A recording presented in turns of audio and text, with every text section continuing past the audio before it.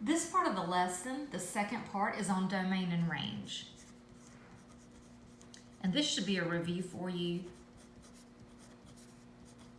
Domain, we are referring to all the x values that are on your graph or in your function. And range is all of your y values. Now I've got a new way to show you how to write this. We're going to use what's called interval notation. An interval notation uses brackets and parentheses rather than less than and greater than, less than or equal to, greater than or equal to.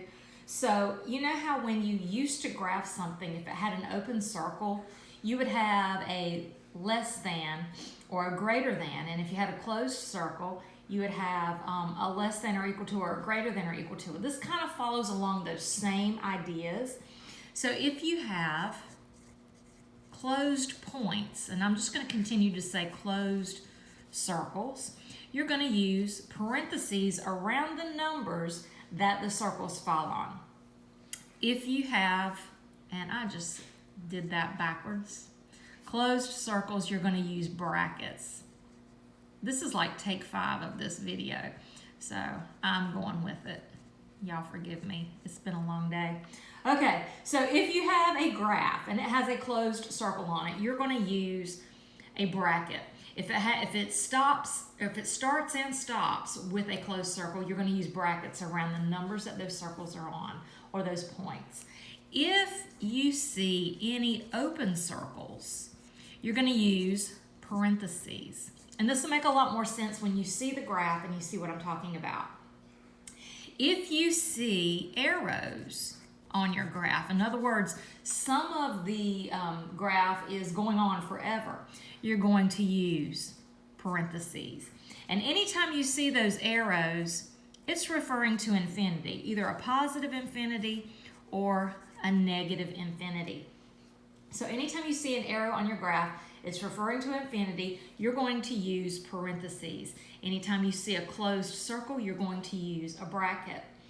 Other things that you need to know, you're always going to write the smaller part first, or the smaller number first when you're writing your range. So when you're writing your numbers, where it starts and where it stops, in either of these, you're always going to write the smaller one first. So like I said, it's going to make more sense when you actually see a graph.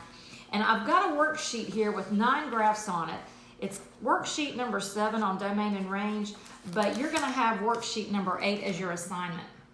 So what I'm going to do is just show you, for example, and this asks if it's a function. If we look at number 1 here, this is a function. It does pass the vertical line test, but we're mainly concerned about writing the domain and the range. So if you look at this, remember, we're going to always read a graph from left to right. So as you go from the left-hand side, the first thing you see is an arrow.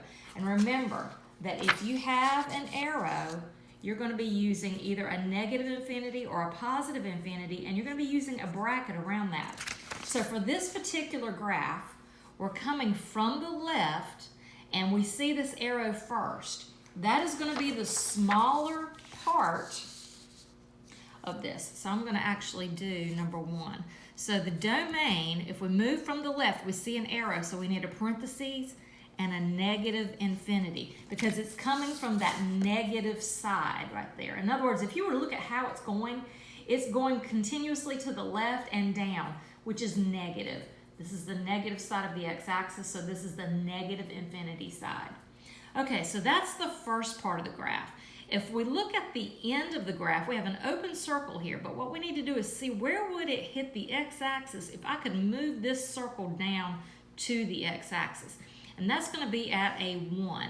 So I'm going to have an open circle at 1. So I'm going to finish off the domain by putting a 1 right here, and because it's an open circle, I'm using a parenthesis. We're going to look at the range the same way, but now we're looking coming from the bottom to the top. So coming up from the bottom, because remember we're going to the smallest part of it first. Again, we see that arrow. So again, we're going to be putting negative infinity. And this time, we're going to look and see how far up does it go. Okay, here's your end of the graph, the open circle, which means it's going to be a parenthesis. But if we look at this number on the y-axis, that's actually at 1, 2. That's actually at 2. So the range is going to be from negative infinity to 2. And because it's an open circle, there's the parentheses. Okay? I also want to look at number 2 right here. So number 2, I'll try to get my paper in here. I wish you guys could see how I got this phone set up. Okay, so when we look at number 2, if we come from the left, there's nothing here until we get to this one point. And this is a closed circle, which means I'm going to use a bracket. Again, I need to see what would that fall on the x-axis because domain is talking about x. And it looks like it's going to be at the number 2. So for your domain, you're going to have a bracket and the number 2. Okay, now when we look at the other end, you see arrows on both sides. They're both pointing to the right for a forever, and that is infinity. And remember, anytime that you have arrows and infinity, you're going to use a parenthesis. So there's your domain.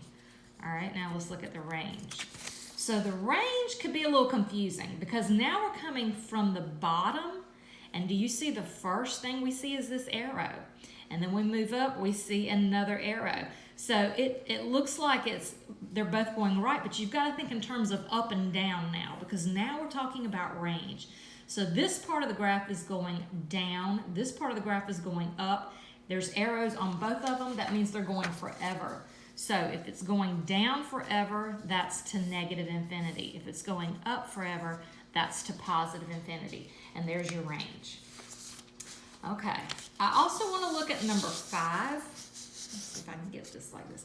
Now, number 5 is different because it's a bunch of points. And so we're going to write this a little differently. The thing is, we're going to use brackets for everything.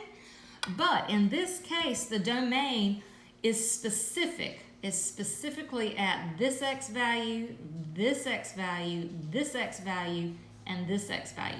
So you're actually going to have 4 separate numbers in the domain because they're not connecting to each other. And so I think that first one's at 1, 2, 3, 4, at -5, but it stands alone. So what I'm going to do is actually just put -5 in brackets by itself because it's not connected to anything. The next point is the x-axis, or the x-coordinate is a -2. So I'm going to put a -2 in brackets, but I'm going to leave some space. The third point, it looks like it's at 3, and then 4, 5, 6, 7, 8. 3 and 8. Okay, so I'm going to put 3 in brackets and 8 in brackets. Okay, now because it includes all 4 of them, I'm going to put a symbol. It is a U. That U, that looks like a V, it stands for the word union. So it means all of these. Nothing is excluded, but it is just -5, -2, 3, and 8. So that's how you write the domain when it's just a set of points. We're going to do the same thing for the range. If we count down 1, 2, 3, 4, -6. These 2 points, they both move up to 2. Their y-coordinates are 2, and it looks like this is also at 6. So -6 inside brackets, +2 inside brackets, and +6 inside brackets. And again, we're going to put those U symbols, those union symbols in between. Those are all of your ranges. Nothing in between them, just those numbers alone. So that's number 5. I think the next one I need to show you is number 7. And basically, it's a lot easier than what you think. It's hard to see, but this arrow is actually connected to this open circle. And then the graph moves up, and then it goes across, and then it moves up again, and then it goes across. So I am going to actually darken this a little bit so you can see it because I'm not sure how it's showing up on the video. but I want you to be able to see that. So if you could imagine taking this segment and sliding it down to be even with this one, and then the same thing with the third one, this closed circle falls on top of this open circle. This open circle would fall on top of this closed circle. So everything would be connected. There would be no open circles left. And what that means is, if you come from the left, you see that arrow pointing to negative infinity, and you see this one pointing to positive infinity. So for this one, number 7, your domain is going to be from negative infinity to positive infinity, like that. Even though it looks a lot more difficult, that's basically what it is. Now the range, if we look at, this goes up to 1, 2, 3. This little segment goes to 3, and it continues to go up 4, 5, 6, 7, 8. So it goes from a positive 3 to a positive 8 and everything in between.